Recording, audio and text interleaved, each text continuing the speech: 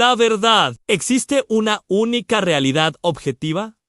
¿O todo es una construcción social? Si alguna vez te has hecho estas preguntas, quédate, porque hoy vamos a adentrarnos en un laberinto fascinante y polémico a la filosofía posmoderna. Un movimiento intelectual que sacudió los cimientos del pensamiento occidental y cambió para siempre nuestra forma de ver el mundo, el arte, la política y hasta nosotros mismos. Hola a todos y bienvenidos a nuestro canal. Hoy nos embarcamos en un viaje para desentrañar uno de los conceptos más complejos y, a menudo, malinterpretados del siglo XX. ¿Estás listo para cuestionarlo todo? Empecemos. Para entender el posmodernismo, primero debemos entender qué es el modernismo. Piensa en la Ilustración, en la fe ciega, en la razón, la ciencia y el progreso. Los pensadores modernos creían que la humanidad, a través del conocimiento y la lógica, podría construir un mundo mejor, descubrir verdades universales y alcanzar la utopía. Había una confianza absoluta en las grandes narrativas o metarrelatos, la historia del progreso, la emancipación del ser humano, el triunfo de la ciencia. Pero entonces llegó el siglo XX, con sus 2 guerras mundiales, sus totalitarismos y la amenaza nuclear. La promesa de un futuro brillante y racional parecía haberse desvanecido. El progreso científico nos había dado tanto la penicilina como la bomba atómica. ¿Realmente la razón nos estaba llevando a un lugar mejor? Fue en este caldo de cultivo de desilusión y escepticismo donde nació el posmodernismo. Los filósofos posmodernos empezaron a sospechar de esas grandes historias. Dijeron a un momento, ¿y si estas verdades universales no son tan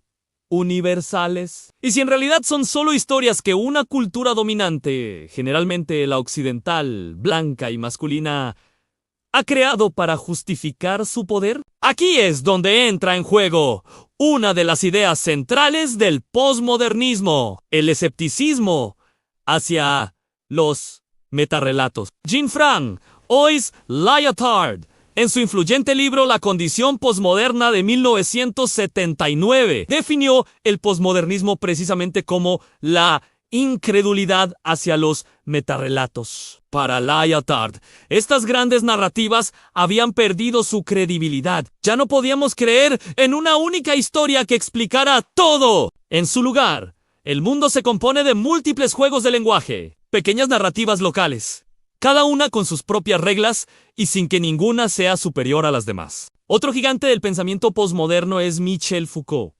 Foucault no se preguntaba ¿qué es la verdad?, sino ¿cómo se produce la verdad?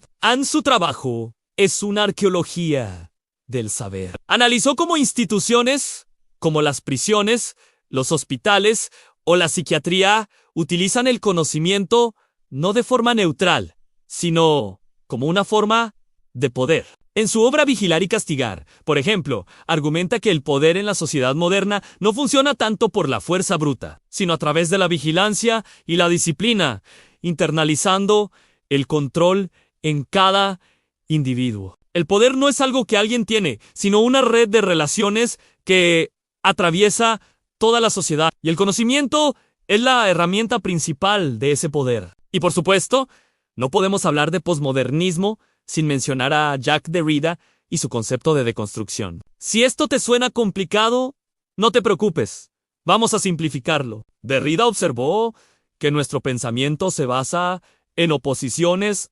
binarias en bien-mal. Hombre-mujer, razón-emoción, presencia, ausencia. Y en cada par, un término siempre es considerado superior al otro. La deconstrucción es una forma de leer un texto para desarmar estas jerarquías, mostrando cómo el término supuestamente inferior es en realidad fundamental para definir al superior. No se trata de destruir, sino de desvelar las contradicciones y las suposiciones ocultas en el lenguaje. Su famosa frase, "No hay nada fuera del texto", no significa que no exista el mundo real, sino que solo podemos acceder a ese mundo a través del lenguaje, que nunca es neutral. Otras figuras clave incluyen a Jim Baudrillard, quien nos habló de la hiperrealidad. En un mundo saturado de medios de comunicación e imágenes, argumentaba que hemos perdido el contacto con lo real. Vivimos en una simulación, donde las copias, los simulacros,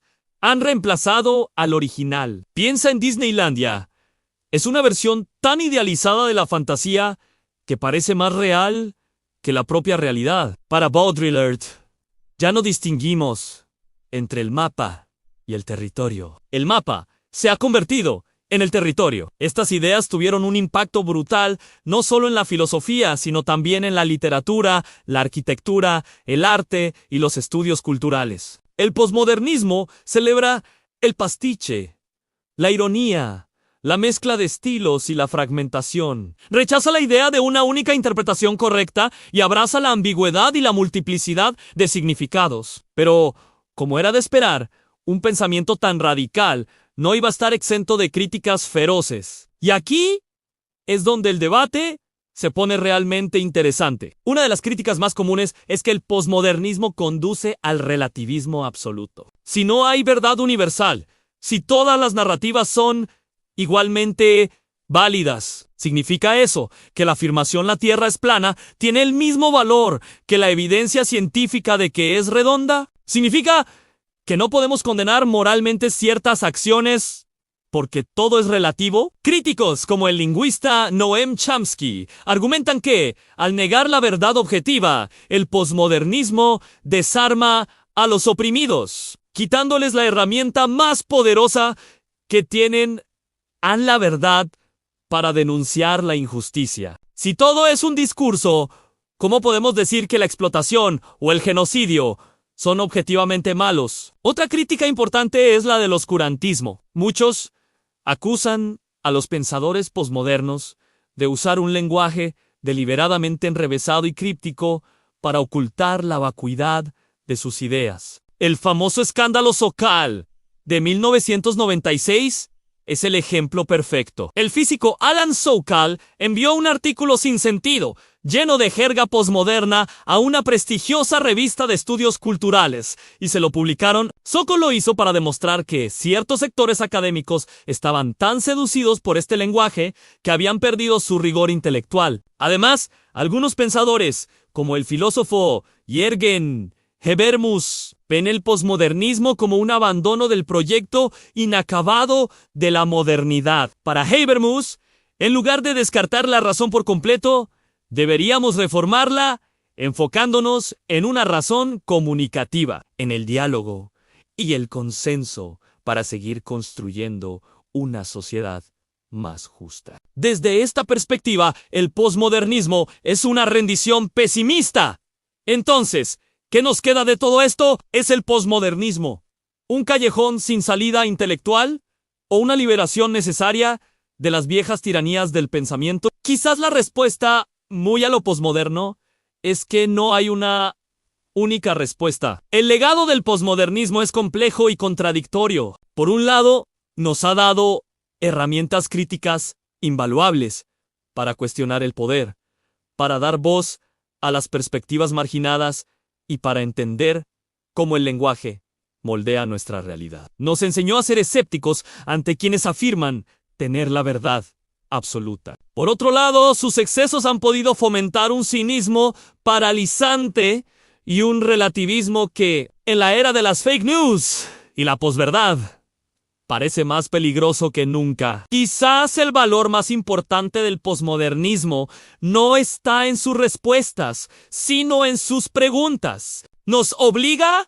a confrontar la complejidad del mundo, a aceptar la incertidumbre y a ser más conscientes del poder que se esconde detrás de las verdades que damos por sentadas. Aunque muchos declaran que ya estamos en una era posmoderna, las preguntas que estos filósofos plantearon siguen resonando con fuerza hoy en día. ¿Y tú qué piensas? ¿Vivimos en una simulación? ¿Es la verdad una construcción del poder? Déjanos tu opinión en los comentarios. Nos encantaría leerte. Gracias por acompañarnos en este intenso viaje filosófico. Si te ha gustado y quieres seguir explorando las grandes ideas que han moldeado nuestro mundo, no olvides darle a me gusta, suscribirte al canal y activar la campanita para no perderte nuestros próximos videos. ¡Hasta la próxima!